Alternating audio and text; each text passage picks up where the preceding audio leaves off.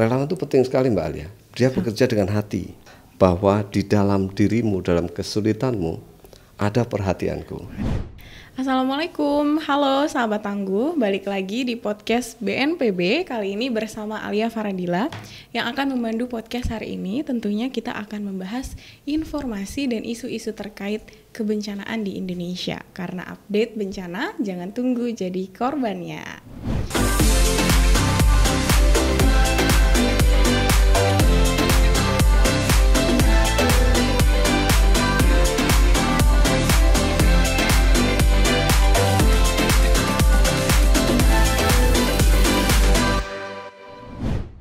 Halo sahabat tangguh, gimana kabarnya hari ini? Semoga baik-baik aja ya, karena menurut data Satgas COVID-19 nih, kasus aktif COVID di Indonesia sudah mulai naik lagi.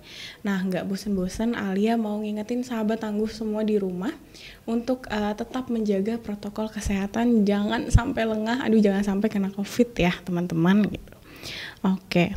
Nah, sahabat tangguh, kita hari ini kita semua tahu ya gitu bahwa penanggulangan bencana di Indonesia ini sudah berkembang ke arah yang lebih baik gitu tentunya ya. Mulai dari pengelolaan risiko, peningkatan SDM, respon darurat, pelibatan seluruh lapisan masyarakat gitu ya, hingga ujungnya adalah ada pada pengurangan risiko bencana gitu ya. Nah, sejalan dengan perkembangan penanggulangan bencana di Indonesia ini nih, pada sisi lain rupanya terjadi fenomena profesionalisasi pada aspek sosial yang membuat aspek penanggulangan bencana yang tadinya hanya dilihat sebagai hal yang didasari oleh kedermawanan atau kesukarelawanan gitu ya. Nah, sekarang ini mulai bertransformasi menjadi sebuah bidang profesi yang memiliki dasar keilmuan, kerangka nilai hingga keterampilan tertentu yang terwujud dalam profesi pekerja sosial. Nah, tapi sebenarnya apa sih pekerja sosial itu ya? Nah, hari ini kita akan bahas langsung tentunya dengan ahlinya langsung nih. Ahlinya dalam dunia pekerjaan sosial khususnya dalam kebencanaan.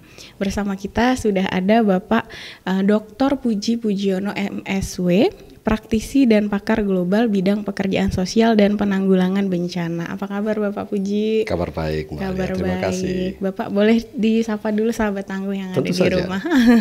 Sahabat tangguh,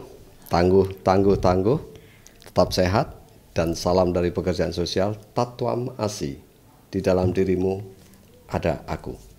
Begitu Mbak Alia. Itu tadi Tatwam Asi, itu apa itu Pak? Tatwam Asi itu artinya empati dari Empati. pekerja sosial kepada orang yang ditolongnya, bahwa di dalam dirimu, dalam kesulitanmu ada perhatianku, ada hakmu yang menjadi tanggung jawabku untuk membantu menyelesaikan masalahmu. Oke, nanti kita akan lebih lanjut membahas itu loh Pak. Tapi tadi di awal kita sudah menyebut sedikit bahwa perkembangan penanggulangan bencana di Indonesia ini sudah mengarah ke arah yang lebih baik gitu. Tentunya pelaku penanggulangan bencana ini juga sekarang mulai bertransformasi kepada bidang atau profesi yang lebih profesional nih Pak. Salah satunya adalah pekerja sosial tadi itu Pak. Nah, mungkin boleh dijelaskan nih Pak, sebenarnya apa sih pekerja sosial itu? Baik, saya kira arah transformasi penanggulangan bencana ya, sejak saya amati sejak 15 tahun lebih ini. Yang pertama, dia mengarah menjadi lebih integrated. Dari yang hanya respon sekarang menjadi resiliensi yang berkelanjutan. Ini narasi Pak Presiden di Bali kemarin. Yeah. Tetapi juga yang secara lateral, yang tadinya hanya berpusat pada perespon bencana saja, sekarang menjadi urusan semua orang seperti di Pentahelix. Nah, di dalam konteks itu ada satu profesi yang akarnya adalah dari yang disebut Mbak Alia tadi, kedermawanan, kesetiakawanan, ya, kemudian juga misalnya semangat gotong royong. Ini akar-akarnya. Tetapi kemudian dibangun menjadi suatu profesi yang namanya pekerjaan sosial. Ini suatu pekerjaan bagian dari disiplin pertolongan. Jadi ada kedokteran, ada dan sebagainya, ada pekerjaan sosial. Yang bidangnya itu terkait dengan keberfungsian orang, gitu ya. Kita itu pada umumnya berfungsi seperti biasanya, tetapi ada situasi tertentu yang membuat kita tidak berfungsi. Misalnya kita mempunyai bawaan dari lahir, misalnya kecacatan, misalnya ada ketidakseimbangan, atau masalah yang kita hadapi sehari-hari, atau bencana. Oke. Ya kan? Yang saya biasanya pegawai biasa ASN, karena bencana saya tidak bisa bekerja. Keluarga saya tidak berfungsi lagi. Kalau berkepanjangan menjadi breakdown. Betul. Nah, bidang-bidang ini yang menjadi perhatian pekerja sosial. Siap gitu ya Pak. Nah, kalau nggak salah pekerja sosial ini sudah diatur dalam undang-undang ya Pak? Betul. Ya, secara tradisional pekerjaan sosial itu sudah lama di Indonesia ya. Sejak zaman kemerdekaan dulu ada yang namanya jawatan sosial. Jawatan sosial. Itu yang bertugas untuk menangani korban perang, para pengemis, fakir miskin, termasuk korban bencana, seperti dimaksud di dalam Undang-Undang Dasar.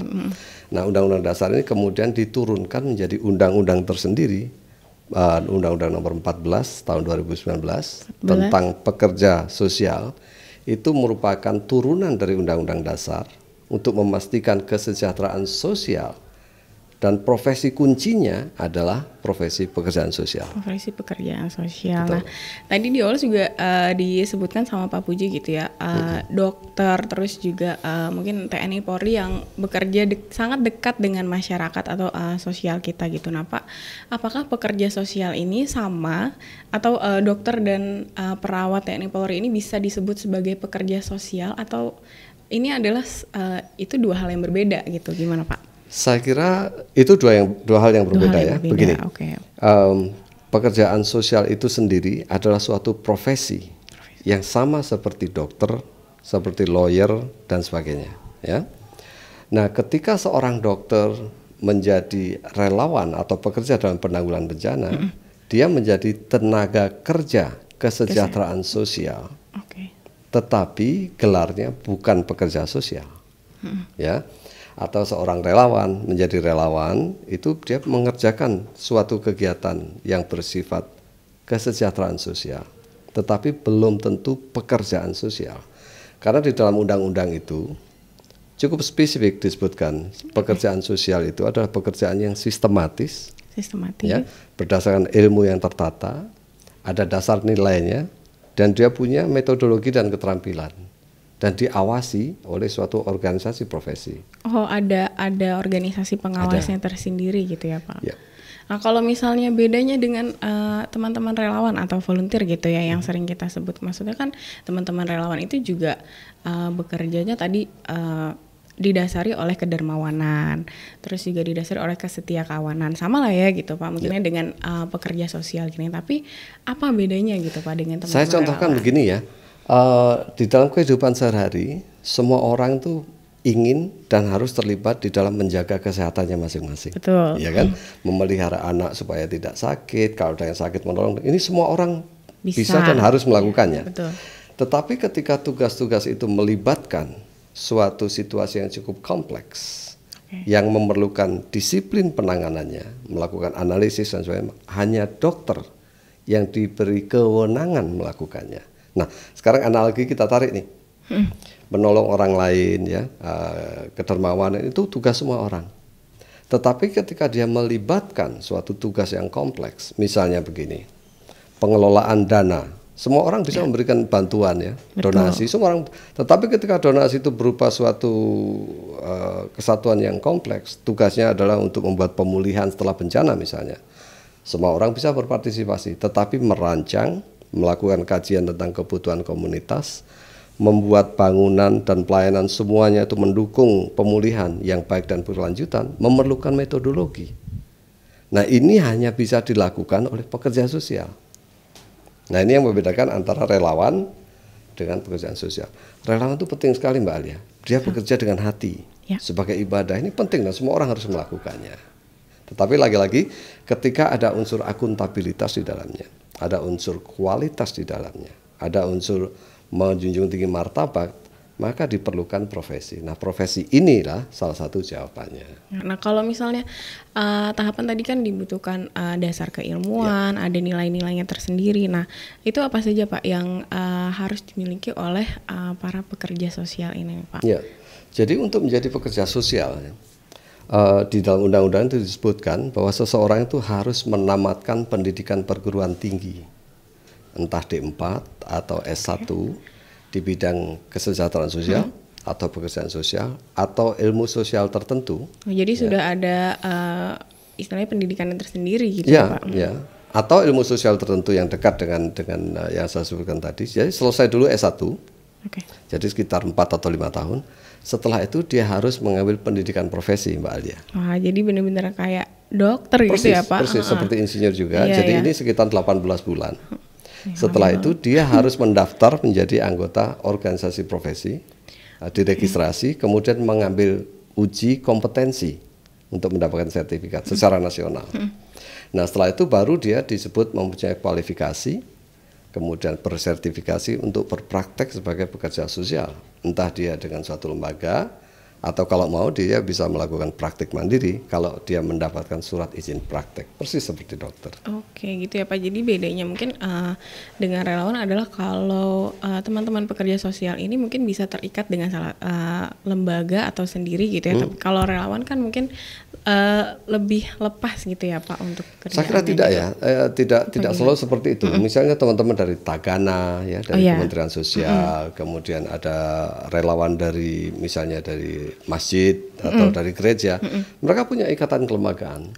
Tetapi dasar atau yang mereka berikan itu adalah suatu yang keluar dari hati, yang saya katakan dimotivasi oleh agama, kedermawanan, atau juga beberapa jenis pelatihan.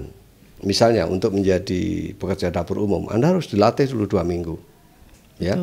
Tapi kalau kita bandingkan pelatihan 2 minggu dengan pelatihan 6 tahun, agak berbeda ya. Iya, betul Pak. Saya sendiri belajar pekerja sosial 9 tahun Mbak Alia. 9 tahun Pak. Jadi SMA saya itu sekolah menengah pekerjaan sosial di Malang.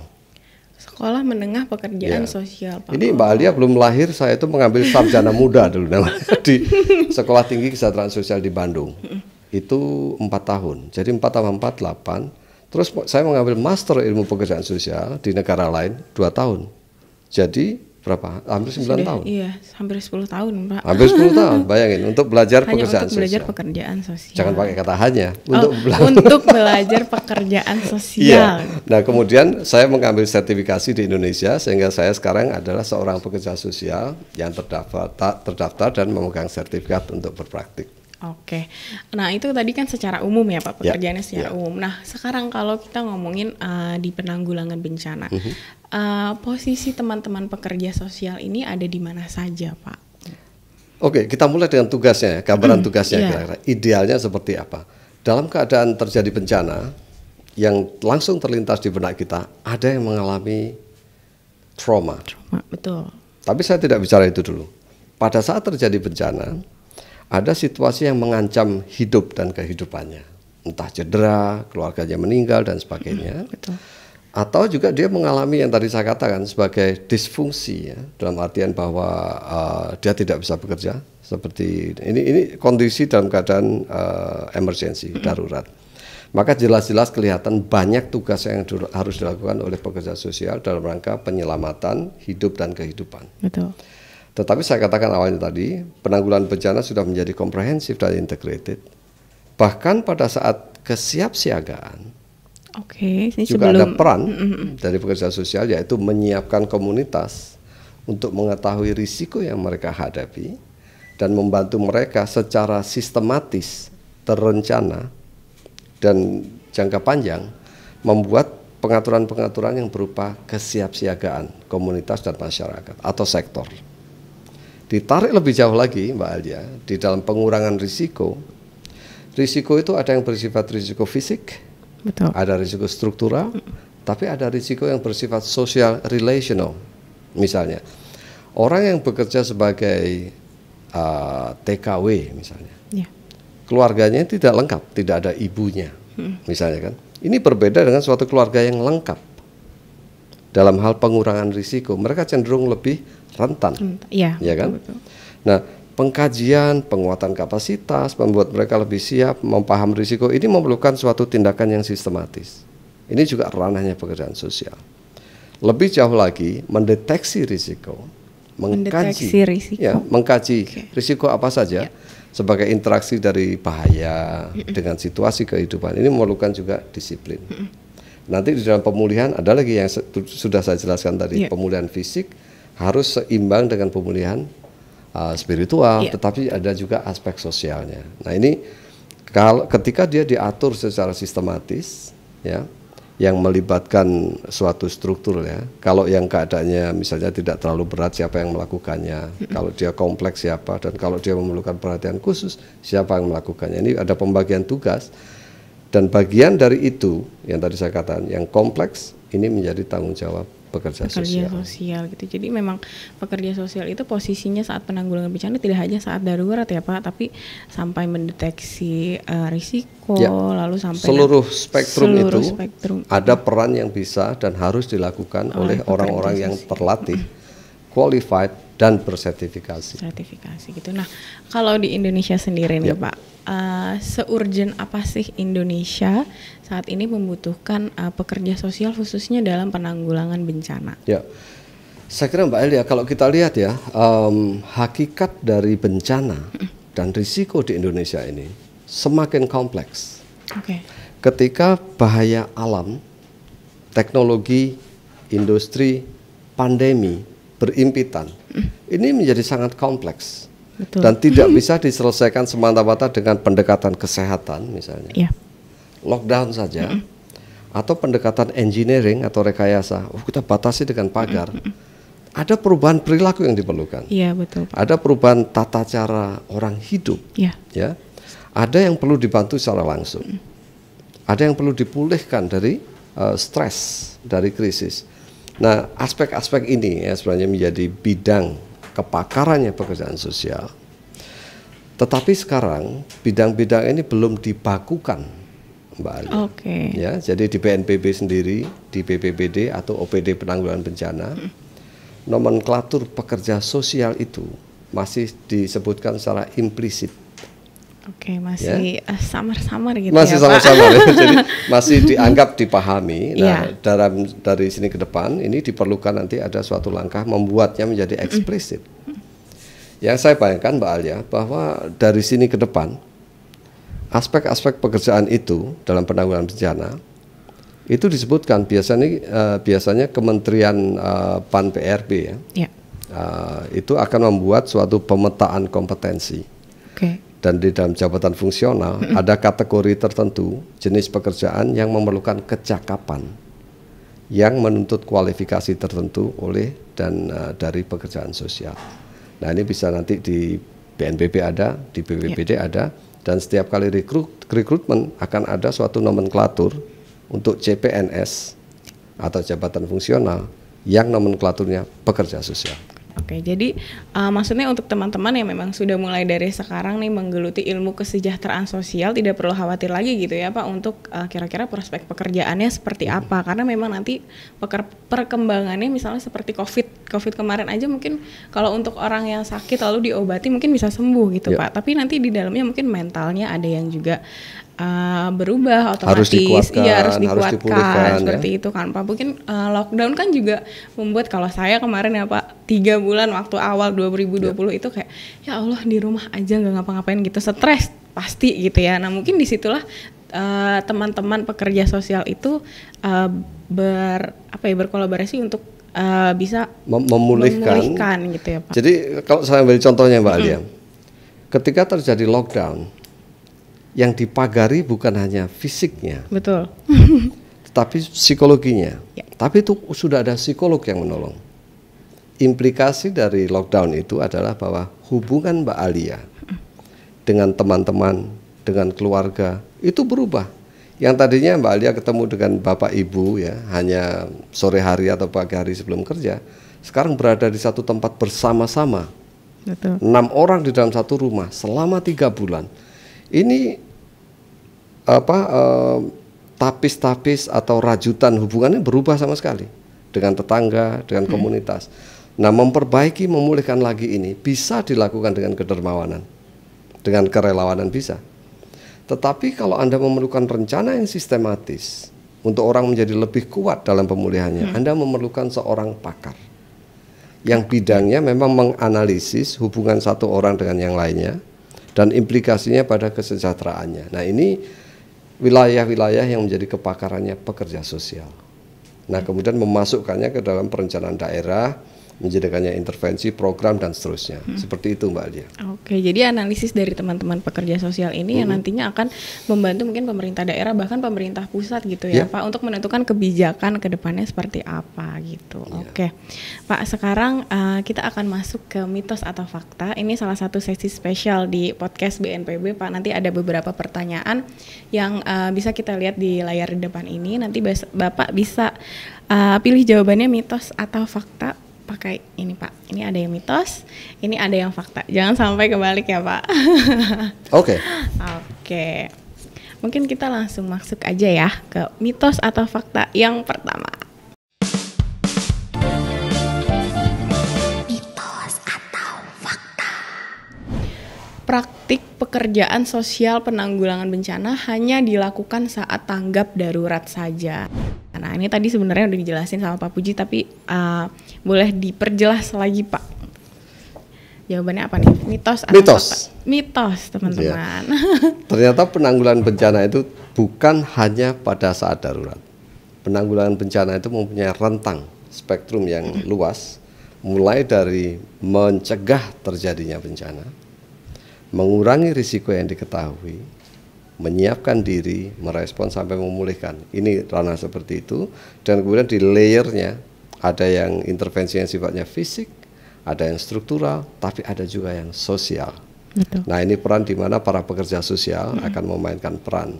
Ini yang tadi Mbak Alia katakan, teman-teman jangan khawatir. Mereka yang sedang belajar kesejahteraan sosial atau pekerjaan sosial akan punya peran di sana.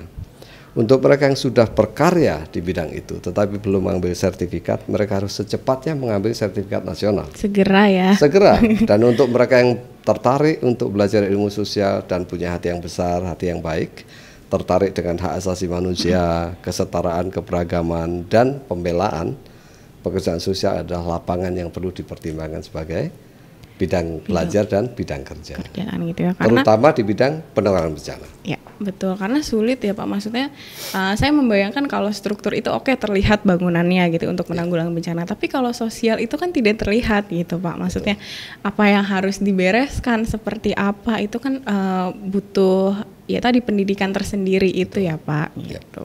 Kita lanjut ke mitos atau fakta yang kedua. Pekerja sosial memiliki prospek pekerjaan yang luas. Nah, ini udah berkali-kali juga tadi disebutkan nih. Fakta. Oke. Jadi Mbak Alia, prospek pekerjaan terinspirasi menjadi pekerja sosial ini terbuka luas. Ya. Saya berikan contoh di salah satu kementerian di Indonesia, kementerian yang bertanggung jawab di bidang lingkungan misalnya. Baru saja mengeluarkan peraturan bahwa semua perusahaan di Indonesia yang ingin meningkatkan kualitasnya, kriterianya, itu ada persyaratannya.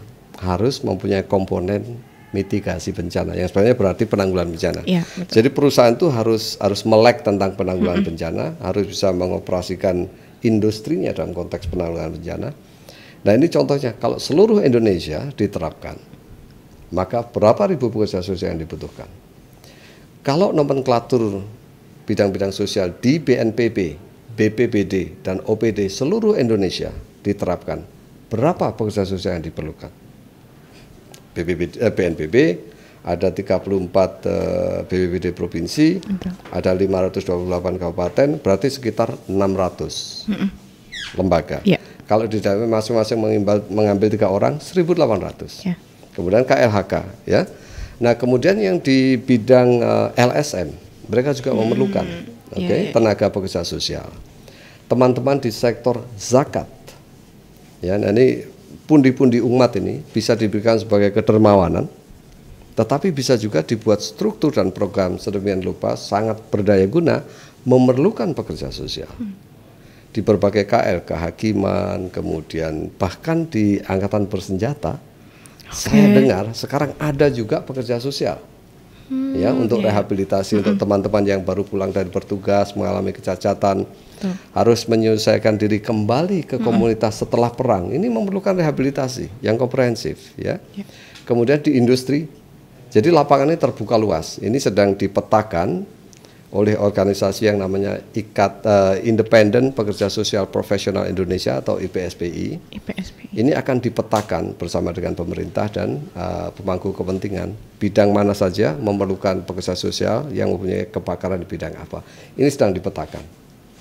Oke gitu. Jadi maksudnya sangat terbuka luas sekarang gitu ya Pak, karena maksudnya memang kan penanggulangan bencana itu sangat dekat dengan masyarakat gitu ya, yang akan berdampak oleh bencana adalah masyarakat gitu. Nah makanya dibutuhkan teman-teman tadi untuk analisisnya, lalu juga untuk ketangguhan ke depan masyarakat, komunitas, keluarga gitu ya Pak. Jadi ada dua hal yang menarik Mbak Anja. Pak? Yang pertama adalah ada suatu survei yang dilakukan ya, bahwa dengan adanya transformasi digital ini akan banyak pekerjaan yang hilang. Anda lihat apa yang hilang? Tukang ojek udah hilang. Ya. Nanti teller bank itu akan hilang. Iya, sekarang pun sudah mulai hilang kan? Robot semuanya gitu Pak. Tetapi yang tidak tergantikan adalah pekerjaan yang bekerja dengan hati, perasaan dan hubungan manusia. Betul, iya. Jadi pekerjaan sosial ini bukan pekerjaan yang sunset. Ini pekerjaan yang sunrise. Ya, betul. Yang kedua, dengan bergesernya kehidupan kita menjadi digital sekarang, cara kita hidup dulu yang bertetangga dan sebagainya, sekarang enggak lagi. Kita gibahnya bukan lagi mulai mulut, bukan cari kutu, tetapi di platform medsos kan. Betul, sosial media. Nah, ini ada masalahnya sendiri. Ya. Dan pekerja sosial dalam posisi yang unik untuk memahami interaksi antara manusia di plan yang baru ini. Dan dia disiapkan punya keterampilan untuk memahami itu. Jadi pekerjaan yang betul-betul emerging ya, yang muncul gitu. Sementara yang lainnya mengalami sunset.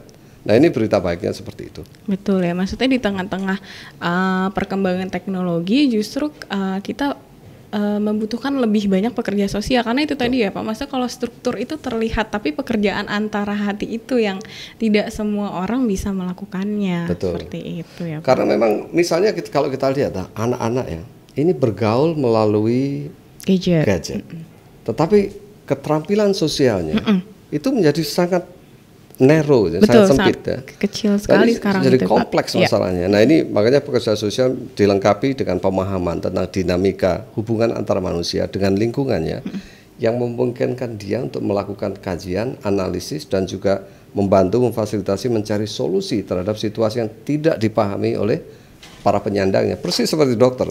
Wah dok saya cuma masuk angin, tapi dia melakukan diagnosis yang mungkin berbeda karena menghubungkan satu fenomena dengan yang lainnya, dia keluar dengan suatu diagnosis, bukan masuk angin itu sebenarnya Anda mengalami hyperacidity, misalnya gitu kan. Hanya dokter yang tahu.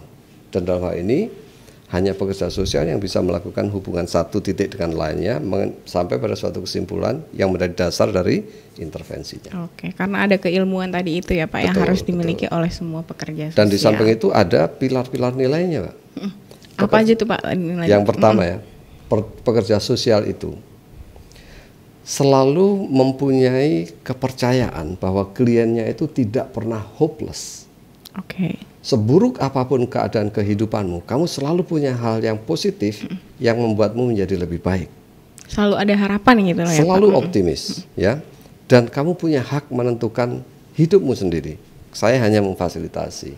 Itu ya. Ini namanya self determination. Ini contohnya. Yang keduanya adalah bahwa pekerja sosial itu dalam melakukan pekerjaannya seperti lawyer, saya tidak melibatkan diri saya pribadi dan penilaian saya, melainkan saya ini di sini sebagai fasilitator. Nah, yang penting lagi, pekerjaan sosial ini salah satunya profesi yang secara eksplisit mengatakan kami berpihak kepada hak asasi manusia. Dan kami berpihak kepada mereka yang terpinggirkan dan teraniaya secara eksplisit. Dan kami punya komitmen terhadap perubahan sosial. Nah ini antara lain dasar keilmuan, kemudian dasar nilai, dan di dalamnya kemudian muncul keterampilan dan metode dan peralatan tertentu untuk melaksanakannya. Sekolahnya 6 tahun setengah. 6 tahun, bayangin teman-teman gitu. Maksudnya kalau di BNPB kan ini juga dalam penanggulangan bencana biasanya kami kan juga ada pendidikan dan pelatihan gitu ya. Tapi kan itu kan hanya istilahnya manajemen bencananya, kompleksnya gitu. Tapi untuk yang secara sosialnya yang dari hati ke hati itu mungkin tidak semua yang di BNPB ini. Mungkin membedakannya seperti ini. Teman-teman di BNPB melalui pendidikan dan pelatihan itu sebenarnya mempelajari proses. Oke. Ya, proses bisnis untuk menanggulangi bencana. Tetapi secara substantif, dia harus bekerja dengan dokter, dia harus bekerja dengan insinyur untuk memperbaiki struktur ya. Betul. Dan untuk memperbaiki yang aspek sosialnya, dia tidak tahu bekerja dengan siapa. Hari ini mereka tahu, Anda bekerja dengan pekerja sosial. Oke, itu tadi ya, apa namanya, teman-teman, balik lagi prospek pekerjaan pekerja sosial ini sangat luas, apalagi saat ini ada transformasi dunia karena COVID ini juga ya Pak. Jadi otomatis makin banyak pekerja sosial yang dibutuhkan masyarakat gitu. Oke, kita lanjut ke mitos atau fakta yang terakhir ini Pak. Nah ini, siapa saja bisa menjadi pekerja sosial asalkan punya jiwa sosial yang tinggi. Nah, mitos. Kenapa itu mitos Pak? Ya, tadi dikatakan bahwa untuk menjadi pekerja sosial yang profesional, Anda harus sekolah setidak-tidaknya 6 tahun, harus lulus uji kompetensi dan mendapat registrasi dan menjadi anggota dari asosiasi profesi. Ya, setiap orang bisa menjadi pegiat sosial. Oke, ada pegiat sosial. Ya, setiap orang bisa menjadi relawan sosial. Setiap orang bisa menjadi dermawan, tetapi untuk menjadi pekerja sosial, seseorang harus mempunyai kualifikasi dan sertifikasi dan diawasi etik dan praktiknya oleh organisasi pekerjaan sosial, gitu ya. Nah, jadi saya tadi mengatakan keberadaan pekerja sosial ini tidak mengesampingkan kegiatan sosial, kesetiakawanan, justru memperkuatnya. Hanya saja istilah pekerjaan sosial ini karena masih baru, ya, betul. Artinya secara hukum baru berusia 3 tahun, tidak heran kiranya kalau istilah ini sering dirancukan. Misalnya, ada orang yang melakukan atau terbukti melakukan kejahatan ringan yang dipidana tidak melibatkan kurungan, tetapi dikenakan pekerjaan kerja bakti. Tetapi di dalam media disebut dikenakan pekerjaan sosial. Nah, ini kan yang satu orang hukuman, yang satunya orang belajar 9 tahun seperti saya, sama. Ini kan rancu ya. Gitu. Nah, jadi istilah pekerjaan sosial sebegitu familiarnya untuk kita, dan ini bukan hanya di Indonesia, di banyak tempat juga begitu, sehingga diperlukan waktu bagi masyarakat, misalnya dulu dari komunitas, kemudian dari dukun, tabib, sampai kemudian menjadi suatu disiplin yang establis menjadi kedokteran. Ini memerlukan waktu yang lama. Ya. Nah, waktunya sekarang sudah tiba bagi masyarakat untuk tetap melakukan kegiatan sosial, tetapi untuk bidang tertentu diperlukan keahlian yang disebut pekerjaan sosial gitu. Oke, jadi kita bukannya mengesampingkan kegiatan sosial yang lain gitu ya Pak, justru kita memperkuat apa yang sudah ada di masyarakat. Betul. Seperti itu ya Pak Puji. Nah, sayangnya ini adalah pertanyaan terakhir Pak gitu. Mungkin nanti kapan-kapan kalau ada waktu lagi kita bisa ngobrol lagi bareng-bareng. Insya Allah. Terima kasih banyak Pak Puji atas pencerahannya terkait dengan pekerjaan sosial ini ya Pak. Semoga makin banyak teman-teman yang aware dengan pekerja sosial, karena memang saat ini masih banyak dibutuhkan nih si pekerja sosial ini, khususnya di Indonesia, khususnya dalam penanggulangan bencana gitu. Sekali lagi terima kasih Pak Puji sudah mau main ke sini. Sahabat Tangguh di rumah juga terima kasih sudah mau mendengarkan podcast BNPB sampai akhir. Sekali lagi Alia ingatkan, jangan lupa untuk mematuhi protokol kesehatan. Sehat selalu dan sampai jumpa di podcast BNPB selanjutnya. Dadah.